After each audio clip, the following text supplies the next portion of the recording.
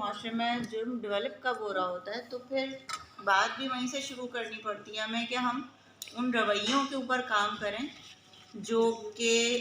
दोनों तरफ के रवैये डेवलप कर रहे होते हैं। एक तरफ मुजरमाना रवैया डेवलप हो रहा होता है, दूसरी तरफ बीइंग विक्टिम रवैया डेवलप हो रहा होता है। यानी हम ये समझ के बैठ जाते हैं कि हम कुछ कर नहीं सकते, हम बहुत मजलूम हैं और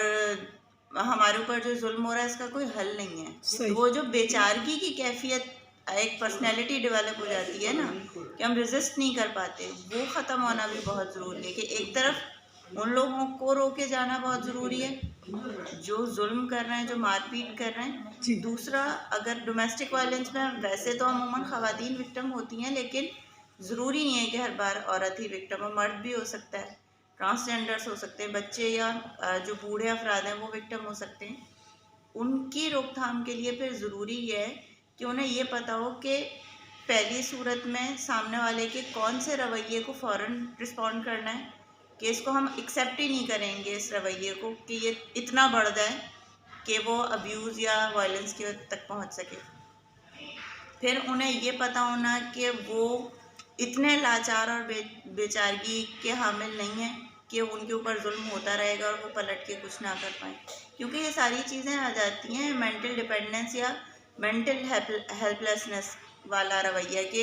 हमें ये यकीन हो गया है कि हम कुछ नहीं कर सकते, दूसरा इतना ताकतवर है या कानून इतना जो है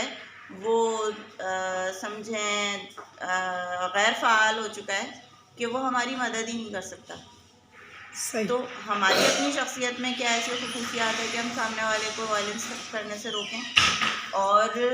फिर कानून की वो मदद किस किस तरह से हासिल कर सकते हैं। तो ये पूरी चीज़ें समझें, एक पूरा मैकेनिज़्म है जो डेवलप करना होता है जिससे आम अफराद को पता चले। हमारे यहाँ तो मसला ये है ना कि बैक वक्त वही बंदा जो किसी लेवल पर खुद विक्टिमाइज हो रहा है वो आगे चल के दूसरे को अब्यूज़ भी कर रहा होता है। मतलब फ़र्ज़ कीजिए एक बिल्कुल सपोर्ट स्टाफ के लेवल का बंदा है, ऑफिस में वो मुख्तलिफ़ किस्म के गलत रवैयों का शिकार हो रहा है। जब वो घर पे आ रहा है तो वो बीवी को भी मारपीट कर रहा है, अपने वालिदैन के साथ भी गलत रवैया अख्तियार कर रहा है और बच्चों को भी मारपीट कर रहा है, क्योंकि वो जो स्ट्रेस बिल्ड हो रहा है वो कहीं ना कहीं निकालेगा। तो वो चीज़ भी रोकनी ज़रूरी है कि हम सिर्फ उस मर्द को नहीं कह सकते कि भाई तुम मारो नहीं, उस तक जो बुरा रवैया आ रहा है उसे भी रोकना बहुत ज़रूरी है। यानी ये बात सही है कि हम उसे खुला भी नहीं छोड़ सकते कि भाई तुम पे अगर जुल्म हो रहा है तो तुम जाके बीवी बच्चों को मारो या अपने पेरेंट्स को जो है वो घर से निकाल दो या जो भी ऐसा रवैया है। लेकिन हमें ये समझना बहुत ज़रूरी है कि अगर उसकी फ्रस्ट्रेशन नहीं रोकी जाएगी तो वो माशरे में कहीं ना कहीं नज़र आएगी। तो बेस लेवल पे जहाँ से मुजरमाना रवैये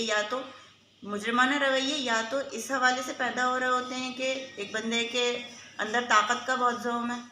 या फिर वो ताकत के ज़ौम से जो बंदे अफेक्टेड हो रहे होते हैं वो रद्द-ए-अमल के तौर पे मुजरमाना रवैया में नज़र आ रहा होता है।